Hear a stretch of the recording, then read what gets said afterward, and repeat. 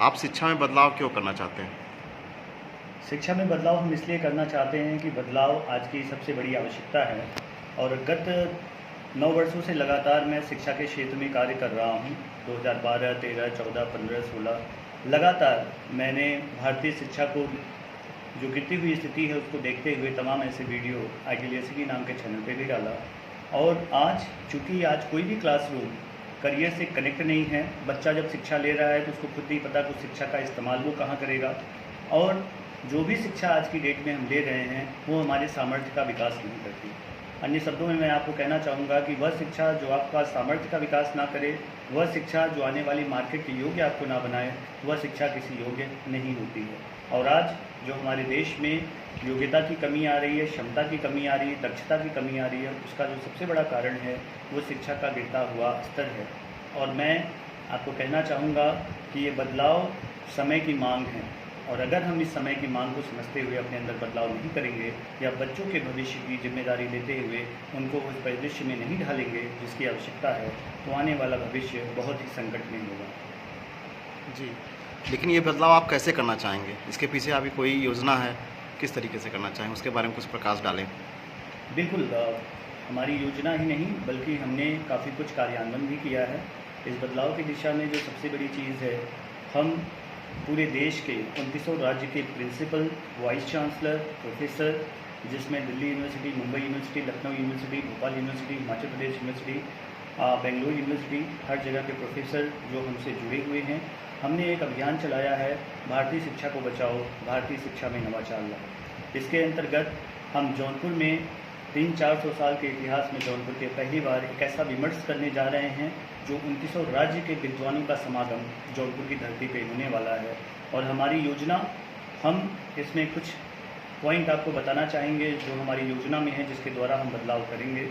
हमारे यहाँ हमारे समाज में सबसे ज़्यादा ज़रूरत है टीचर ट्रेनिंग सेंटर की, प्रोफेसर ट्रेनिंग सेंटर की, जिससे उन्हें अपग्रेड करके 21वीं सदी के हिसाब से बनाया जाए। आज जो सबसे बड़ी दिक्कत है, जिस प्रकार से एलईडी के ज़माने में कोई ब्लैक एंड वाइट टीवी का इस्तेमाल नहीं करता, उसी प्रकार से आज 21वीं सदी के हुनर और काबिलियत की जो ज़रूरत है, उसके अनुपात में जो स्कूल कॉलेज दे रहे हैं वो उसी ब्लैक एंड वाइट टीवी के समान है।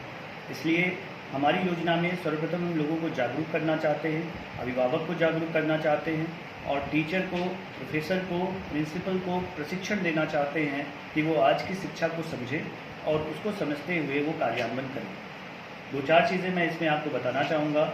हम चाहते हैं E4.0 एजुकेशन, जो इंडस्ट्रियल रेवोल्यूशन 4.0 है, जिसका आज पूरे विश्व में मांग है, जिसमें ह्यूमन लर्निंग और मशीन लर्निंग में एक बहुत बड़ा कॉम्पिटिशन है।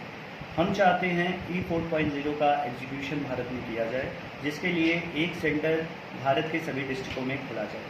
हम स्टेम एजुकेशन को लागू करना चाहते हैं, साइंस, टेक्नोलॉजी, इंजीनियरिंग, मैथमेटिक्स, जो आज पूरी दुनिया का एक बहुत बड़ा अंग बन चुका है शिक्षा का।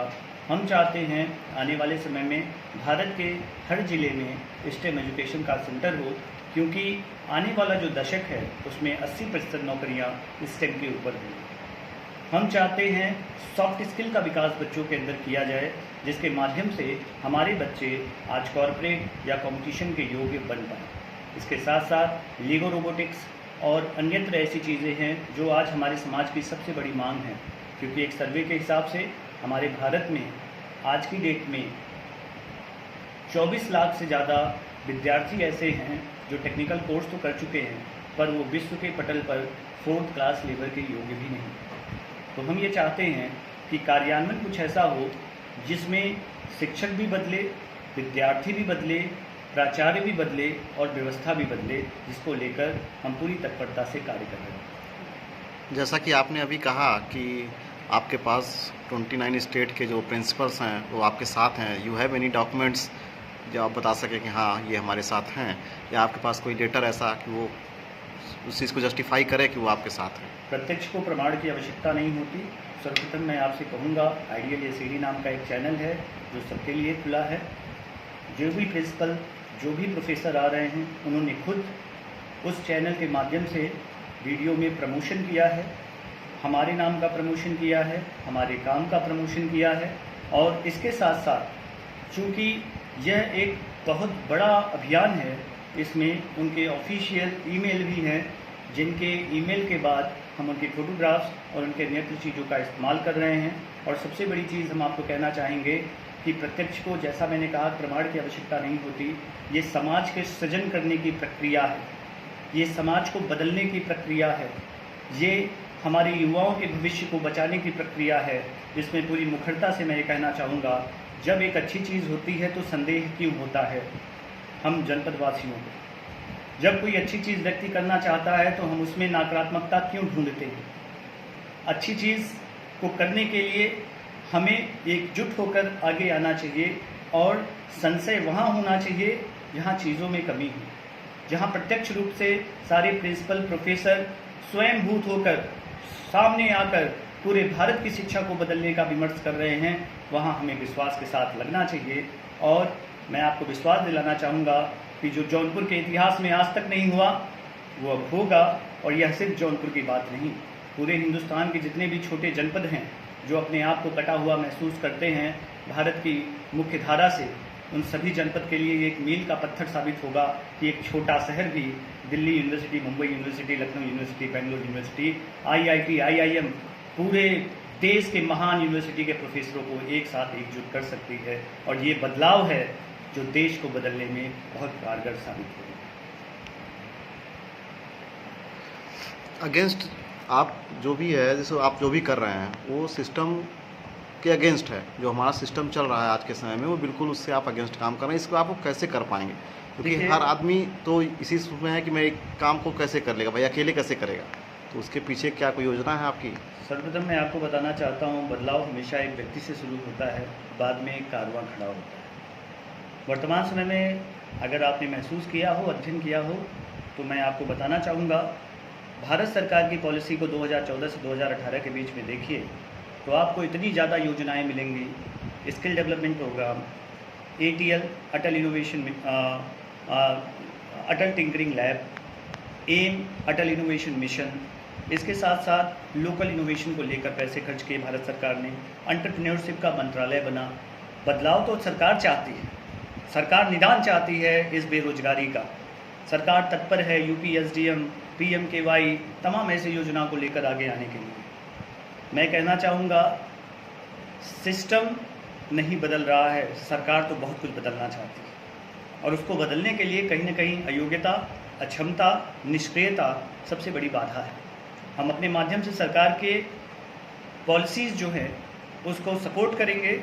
और सरकार किसी की भी हो, सरकार कैसी भी हो, वो युवाओं का भला चाहती है, युवाओं का उत्थान चाहती है, युवाओं को आगे बढ़ाना चाहती है, भारत का विकास चाहती है। और इसके लिए मैं पूरे विश्वास के साथ आपको कहना चाहूँगा कि हम हमारी भारत सरकार की नीतियों को पूरी स्पष्टता के साथ, पूरे बल के साथ लोगों के बीच में लागू करने का प्रयास करेंगे। सरकार की नीतियाँ अगर आज कुछ हद तक सफल नहीं है तो उसका कारण यह है कि दिल्ली में बैठकर देश को नहीं बदला जा सकता। देश को अगर बदलना है तो क्षेत्र के हिसाब से, क्षेत्र के डेमोग्राफिक डिवीज़न के हिसाब से, क्षेत्र के चुनौतियों के हिसाब से, क्षेत्र के अवसरों के हिसाब से, क्षेत्र की कमियों के हिसाब से हमें अपनी तैयारी करनी होगी। और उसी को लेकर मैंने इसलिए 29 राज्य के प्रिंसिपल, प्रोफेसर, वाइस चांसलर को आमंत्रित करने का कार्य किया है, ताकि पूरे भारत की कोने कोने की जो भी कमी है उसके हिसाब से हम उसको दूर कर सकें। आपको क्या लगता है कि बच्चों के सिलेबस को चेंज करना चाहिए, जो कि प्राइमरी एजुकेशन और ग्रेजुएट लेवल के जो स्टूडेंट हैं, तो उसके बारे में कुछ प्रकाश डालना चाहेंगे आप? मैं आपको कहना चाहूँगा, निश्चित तौर पर सिलेबस कभी बोझ नहीं होना चाहिए। जो भी चीज़ें जो हमारे जीवन में उपयोगी नहीं हैं उसको पढ़ के हमें हमारा समय वेस्ट नहीं करना चाहिए। क्योंकि मैं आपको कहना चाहूँगा, इस दुनिया में 11 करोड़ 30 लाख किताबें हैं। कोई भी महान भाव 1500 किताब भी दिमाग में याद नहीं रख सकता। तो बड़ी बात ये नहीं कि हमने कितनी किताबें पढ़ी, बड़ी बात ये है कि वाकई में जीवन में जो हम करना चाहते हैं उसको लेकर हमने क्या क्या पढ़ा। तो निश्चित तौर पे सिलेबस में बदलाव की तो आवश्यकता ही है। साथ में सबसे बड़ी जो कमी है वो है प्रयोगात्मक ज्ञान। सबसे बड़ी कमी है वो है प्रोजेक्ट बेस्ड लर्निंग, यथार्थ का ज्ञान।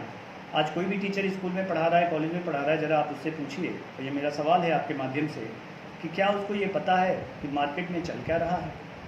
जो टीचर बच्चों को पढ़ा रहा है, क्या उसके पास बच्चे के जीवन को लेकर कोई योजना है? मैं आपके माध्यम से सभी अभिभावकों से कहना चाहूँगा कि तटस्थ बने रहने से समाज की सुरक्षा नहीं होगी। आप सभी लोगों को आगे आना होगा।